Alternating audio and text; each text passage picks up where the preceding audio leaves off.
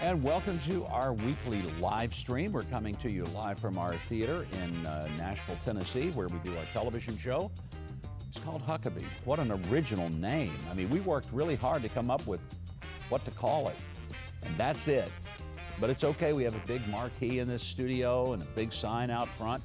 So if the show gets canceled, I told somebody I'm taking the neon sign and opening a diner because I've already got the sign. Speaking of diner, we're going to be serving up wonderful answers to your questions today. It's going to be a lot of fun, and we're happy that you've joined us. Pam Case, executive producer of our show, senior producer of our show, I guess it is. Get the titles right. Same thing. I believe you're the EP last time I checked. The last time I checked the credits. Yeah, it didn't mean a whole lot. Just the workload gets shared by everybody. It'll put a shoulder to the wheel. Pam Case is with us, as she is each week, and she'll be fielding your questions. We've got folks who will also make sure that we get the ones that we think a lot of folks would like to hear. We want you to send your questions. You can send them in the chat or, of course, in the super chat, which is even better. Now, there are going to be moderators watching all of the questions coming in and getting them to us throughout the time we're doing a live stream. What you need to do is to subscribe to the channel, hit the notification bell, leave us a comment, and to be sure, like it and share it with as many people as you possibly can. Well, there's been a lot happening in the news. I'm going to get through this best I can. If you think I sound a little bit off, do I? A little bit, maybe? Maybe just a little scratchy. Yeah. I don't have COVID. Okay. I've tested negative, and I feel fine, and I don't have fever, but I've got this scratchy thing going on, and occasional cough, so it's okay. We'll socially distance over here. Keep it over there. Yeah, stay over there, and if I do, I'll turn the other way. But we want to talk, first of all, as you know, there's a brouhaha going on at the Ukrainian border. The Russians have amassed over 100,000 troops. They're not there just to be seen. Putin would love to rebuild the Soviet Union of the past and recreate the great empire that once was. And I think he's trying to see just what the reaction of the world will be. In my newsletter at MikeHuckabee.com, we had a guest column this week by Colonel Ken Allard, who was the former dean of the Army War College at West Point. And we asked him to write it because that was one of his specialties, was Russia and what they do and why they do it. And in his column, it was a very interesting insight. He said that the Russian history goes all the way back to when Stalin was the leader of the Soviet Union. And his philosophy, which obviously has been adopted by Putin, was that you fix the bayonet to your rifle and you charge forward. If you hit mush, you keep going. If you hit steel, you stop and retreat. So the whole idea is, what will Putin face when he stabs the bayonet and tries to make his invasion into Ukraine? Will he hit the mush of unsound and untested policies and a very weak world reaction, or will he meet steel? And what he meets will determine whether he keeps going or whether he stops and calls it, oh, it's just a training exercise. So that's what's really, I think, to be watching for, is how far will he go and what will be the world reaction. Now, on one hand, it's easy to argue, excuse me, that there really isn't an American interest in that border, and that's true. The bigger question is, why do we care so much about that border when we don't seem to be caring about our own border? And that, to me, is something worth talking about. Excuse me. Joe Biden's Deputy National Security Advisor, in fact, talked about borders ought to be inviolate. Watch. Should Americans care about what's happening in Ukraine? Because it goes to a very fundamental principle of all nations, which is that our borders should be inviolate, that our sovereignty should be respected. It's an interesting thing to hear. Thank you very much. That's a bottle of water. I promise that's all it is just water, but I'm going to be getting onto that here pretty soon, and a cough drop. I find it just amazing that he's talking about we ought to make sure, because borders are what makes a country. Right. And I'm thinking, has he ever been to the Rio Grande? Does he have any idea that 2 million people have already, in the past year, crossed over that border illegally. We're not caring at all about our own borders, and we're worried about what's happening to the border in Ukraine. You can't make this stuff up. Yeah. So it's just bizarre. One of the reasons that our border matters is not just because of the people, but it's because of the thousands of pounds of drugs that are coming into the country, enough to kill every man, woman, boy, and child in the country several times over. Fentanyl is just flowing into the border. And this is not something that is stopping at the Texas border. This is going to Ohio and to Michigan and to Vermont and to Washington State. So I don't care where you live, the fentanyl that comes into your community that may be sold to your grandchild, it ought to be of concern to you that it's coming. Here's Governor Abbott talking about why this is so important. Every man, woman, and child in all of the states together here combined. That is how deadly this is. Doses to kill more than 222 million Americans are sweeping our states for one reason only. Joe Biden does not care that fentanyl is invading our states.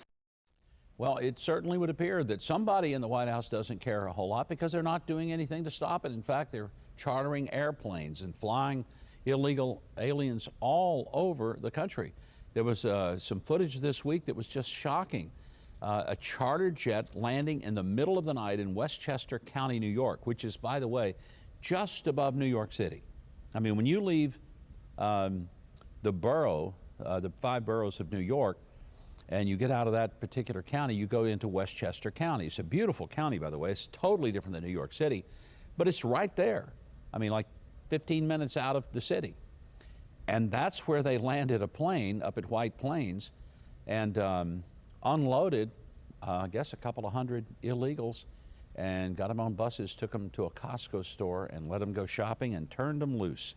That's what's happening all over the country. It's pretty frightening.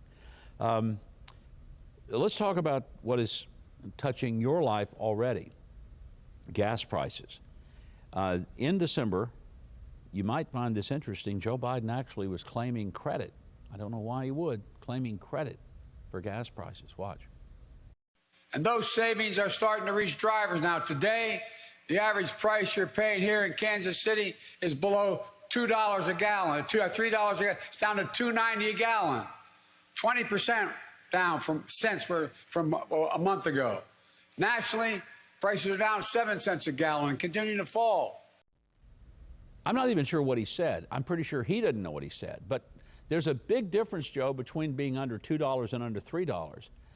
And the fact is, people are paying about $1 more now than they were when you took office. And your policies are helping to bring that about. It's just bizarre. And it's not even, I wish it were $3 a gallon for some people. If you live in California, you poor thing. Watch this from San Diego, for example. Inflation and the cost of living here in San Diego continues to rise. Gas prices around the county aren't giving people a break. As of Wednesday, gas in San Diego County still average a hefty $4.62 a gallon. It was only $3.38 at this time last year. Today's average is still about a dime below our all-time high of $4.73 set in 2012. Now, granted, gasoline is always higher in California because they have so many of those wacky laws that add to the cost, and the taxes on gasoline there are extraordinary. Joe's pretending that somehow he is really championing the right way to drive and cars, and he was in Dearborn, Michigan.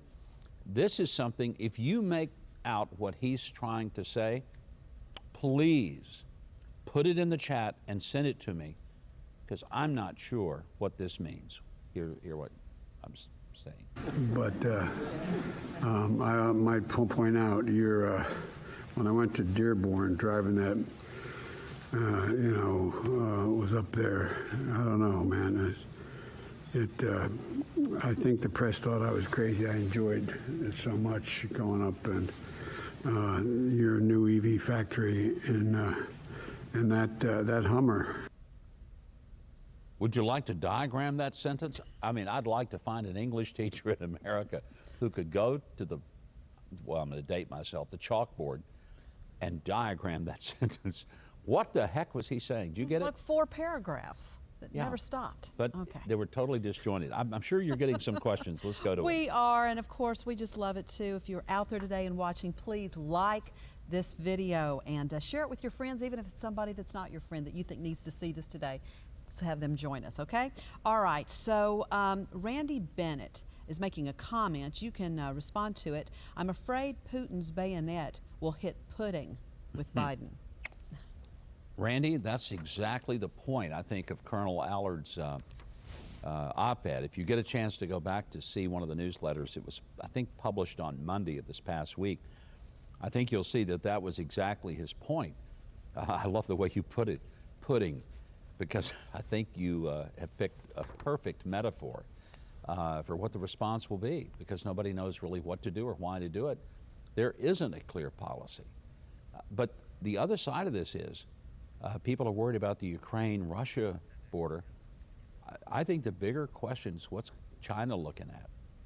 Are they looking at all this and saying, well, one thing about it, now may be the time to take Taiwan. We've been wanting to do it for 75 years. Let's do it now, because I'll use your word, Randy, there's pudding behind that bayonet. Very well could happen. Well said, Randy. All right, Chantel Dion says, Bonjour, Governor. Did you hear about the Canadian truckers' convoy? As Canadians, we're trying to take back our rights. What did you think about that? I'm so proud of the Canadians. You know, it's kind of refreshing to see our friends north of the border, and they've had it up to here. And I think with Trudeau, they have decided that he is a weak leader, and that some of the silly costumes that he puts on and some of the nonsense that he says has put him in a very bad place. So what's happening in Canada is really, to me, reflective of what's happening across the planet. People are just tired of the government telling them what they can do, when they can do it, and how they can do it. And I salute our Canadian friends, and I'm excited to see this huge convoy, and it's growing all the time. I mean, you cannot be ignored. That's the most important thing. It cannot be ignored. People in government best pay attention. Yeah, love it. Sandy B. writing, you would think that Hunter Biden being on drugs, that old Joe would not allow more drugs to come into the country, and it seems like he doesn't care about anyone, not even his son. I'm sure he cares about his son. I doubt he sees this connection between an open border and the flow of illegal drugs, particularly fentanyl, coming in. That's what's sad. I don't think he has the clear enough mind right now. I mean, when I watch this stuff when he was talking at the White House and about his trip to Dearborn, and it makes no sense, I'm thinking, if it's not put in front of him and scripted, he's struggling. Yeah. So I think unless somebody says to him, Joe, do you realize that in all these people coming across the border, these are not a bunch of little kids. All those people that got off the airplane in Westchester County, New York, were single adult men, a lot of them with criminal records, and we just turned them loose. So if it's that easy to get drugs across the border, just remember those drugs aren't going to stay down in Texas. They're going everywhere. Well, and this goes along with it too. Frayed Not 2016 is saying, you know, what makes it different for the government to fly illegals into the country than some guy driving a semi full of illegals? It's different. There's no difference to it. I mean, it's on one hand, you're going to prosecute the guy that drives the truck, but the other hand, you're going to, you know, reward or at least pay the cost of the pilot who flies them up to Westchester County. Doesn't make any sense at all. That's why I think a lot of us are saying, folks, we've got to get serious about the midterm elections, because if we don't, and Nancy Pelosi and Chuck Schumer continue to run Congress and Joe Biden runs the White House, there's no stopping. And we just, as a country, can't survive this idea that we throw open our borders and we have no control over who's coming in or what they're bringing with them. Okay, referring to gas prices, Deborah Lerner is saying it's $3.85 in Florida, and I didn't quite fill up the tank with $20 to fill it up. I mean, well, this is what I wish people in the White House fully understood. Of course, they live in a bubble. They don't buy their gas. They're not going out. Joe's not going up and down the aisles of you know, Kroger store doing his shopping. So he probably is unaware that grocery prices and gas prices are up substantially for every American family. And what that is doing is hitting people where it hurts them the hardest, where they can't fight back. You know, if it's the cost of lumber, you may say, we're not going to add that room onto the house right now till the cost of lumber goes down. But you got to feed your family, and you got to put fuel in your car, and you have to heat and cool your house. Especially you have to heat it right now because it's cold everywhere. And this summer, if you live in the South, you're going to have to cool it down. And right now, people are going to be faced with having to shut off their heat and their air conditioner because they can't afford it, thanks to the energy policies of this administration that has put us in a very, very bad place. Well, and Ted Barr is saying, too, if an ice cream cone goes up to $20 a cone, then maybe Biden will notice the high prices. Well, that's pretty good. In fact, we have what we will call our weekly PSAKI bomb with Jen Psaki at the White House press room, and one of those involves that very thing. Let's take a look.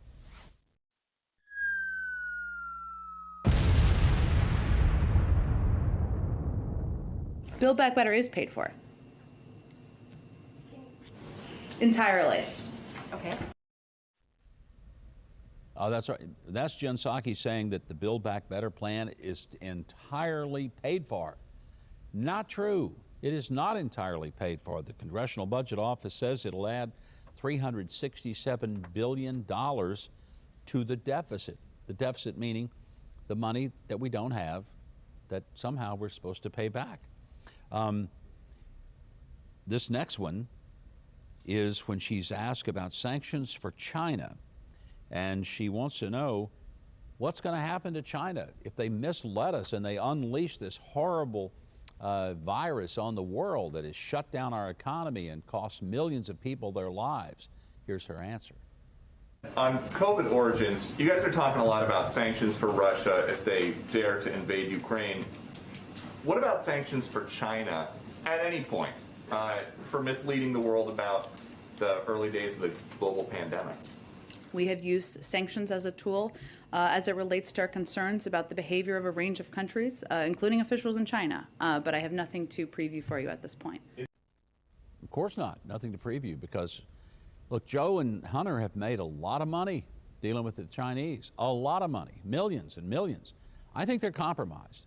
And it's very, very sad because right now we need somebody who will stand up to China, push back hard, and demand that China pay the trillions of dollars that it has cost the American economy. By the way, we owe China a lot of money. I think what we ought to do is to tell them, you know what, all that problem that we've had with the pandemic that you guys caused, we're just going to erase that debt that we owe you. We'll call it even, and that's it. We don't owe you a dime anymore. They'll hate it. What are they going to do? And I think every country in the world ought to do the same thing. The one way we can fight China more effectively than militarily is economically, and that would be the way to do it. This one is the last of our Jen Psaki bombs, and she was getting a little pushback about the free time that Joe Biden has because often on his calendar he has maybe one event on the entire day that is publicly disclosed. So here's how the reporters were trying to press her a little on that. Well, let's see. This morning, I think he had some policy meetings, also a PDB meeting. He, later this afternoon, I think is doing some remarks review. There are some days that we spend some time doing internal meetings and discussions with policy experts, with policy leaders, and that's what's happening today. He would say he doesn't have nearly enough time of free time on his schedule because it is packed no matter whether people see him or not. Oh, we see him. We see him at the ice cream parlor. That's where he was the very day she's talking about how busy he was. All these meetings that he supposedly had, although she couldn't really tell us what they were, just he had policy meetings. You know, I used to have a bass boat, and I named that bass boat State Business. And so on a day that was really wonderful and I'd go fishing, if somebody called and my assistant was asked, "Where's the governor today?" she would say, "He's out on state business." And that meant I was out on the Arkansas River and I was catching bass. Joe ought to maybe just say that, you know, he ought to call the ice cream place the White House Situation Room. Where's the president today? He's in the Situation Room, which means He's having his cone of ice cream. Good for him, huh? All right, we're going to talk about vaccinations and mandates. Just Me is writing today. Governor, is it legal to be let go from your job for not getting vaccinated? It's kind of a tough question, and a lot of it depends on if you are working for a private employer. The employer, let's be realistic, in a free marketplace, has a right to say there are certain things you must do in order to work here. And I guess the employer could say, you have to wear a hairnet over your hair if you're serving food. You have to wear gloves if you're touching food. You have to wear a certain kind of clothing if you're near a heat source. So there are things that an employer can insist upon. And in that vein, an employer could say, you have to be vaccinated to work here. It's different for the employer to make that decision than it is for the government to make the decision. The courts, and there's a lot of cases brewing around to the courts, but the courts so far have ruled that the government cannot tell the private employers that they have to insist upon a vaccination. But they have not yet ruled whether the employer has that right and responsibility. And I'm sort of torn about it because on one hand, I'm pro-vaccination, but I'm anti-mandate. I don't think people ought to be forced. And if there's no provision for the people who have had COVID, whose natural antibodies are more effective than a vaccination, then I don't understand how that's following the science. And that's something that is very, very troubling to me. So I hope that there will become more and more of a sense of, if this is scientific, then tell us. But tell me why that a person who has had COVID and has natural antibodies still must get the artificial vaccine if it's going to be less effective than the natural antibodies. That doesn't seem very scientific.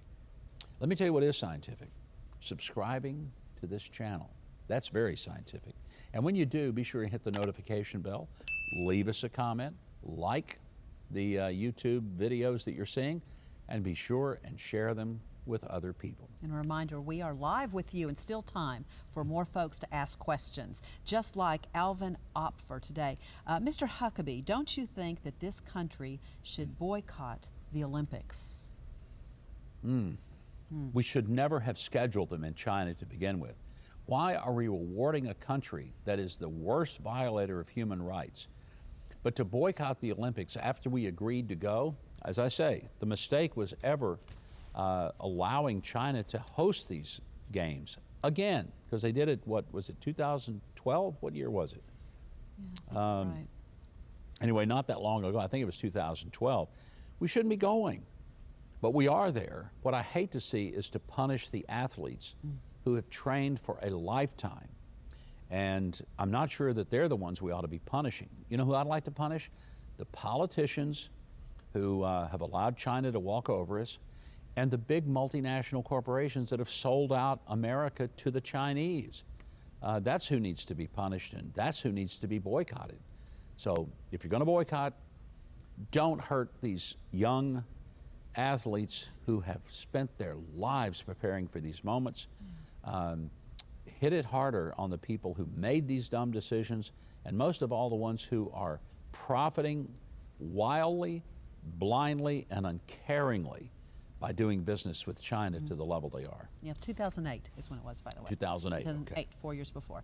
ZZZ Status says, Dear Huckabee, never stop being you. Where does one go when they feel that their party left them? Well, I think, you know, parties are not a closed block. So, for example, I'm a Republican, but that doesn't mean I agree with everything the Republican Party ever does. But it means that there are two basic tracks upon which we can engage politically, Democrat or Republican. Now people say, well, I'm an independent. Fine, there's nothing wrong with being an independent, but at some point you'll most likely vote for a Democrat or a Republican. Very few times will an independent be a credible candidate. So make the decision which one best and most closely resembles what you think is important in a government official. But if you don't want to be, let's say, a hardcore Republican or a hardcore Democrat, don't be. Make the politicians earn your vote. I think it's very effective to say, I'll vote for a Democrat, I'll vote for a Republican, but here are some criteria. For me, one of the things, I will not vote for someone who's not pro-life. I just won't do it. I think that that is not a political issue. To me, it is a moral issue. It is foundational to our civilization, how we treat the most vulnerable among us. And so that's sort of the line I can't cross. A candidate who says, you know, I think it's okay to take the life of the unborn child, and we can euthanize old people when they're getting where they're a little bit feeble. I'm sorry, but you know, I'm not voting for someone like that. Those are the criteria that I have. Thank you, Governor. A great question here from Scott Fisher. What is the likelihood that a law can be passed requiring all laws to be referenced back to the Constitution, justifying the validity of purpose and authority? Ooh. Wow. That's a good point. And, you know, that's what Congress ought to do, and it's what the court is there to do, is to measure every law to make sure that it is constitutional. Hadn't happened in a long, long time. I'm starting to sound like Joe Biden. Good gosh. That's scary. I know that I must be having some vocal issues when I can't get it out. I will help you translate if I need to. Yeah, please do. But honestly, that's what ought to be happening in all three branches of government, that everything ought to be applied against the Constitution, which is the tuning fork of all of our laws. Great idea, Scott. Maybe you should run for Congress. We'll vote for you.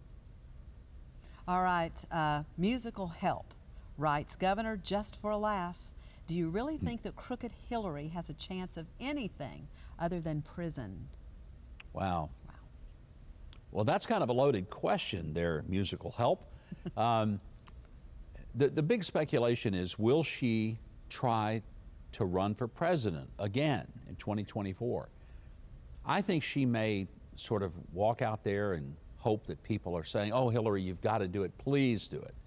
I don't think that she will take the initiative to solely go out, put her flag in the ground and say, here I come, I'm doing it again. Because I think the fear of being spurned from that would be too painful. But I do believe she's deep down hoping that the party will come to her and say, you're all we've got. We have to come to you. I don't think they're going to do that. She's lost twice. I just can't imagine. I mean, she's going to be 78 or 79 years old by the time the next election rolls around. And that's not working out great for us right now. So I don't think that's going to happen. All right, Mel Alger says, Governor Huckabee, we in our home are very scientific and we are subscribed and we share.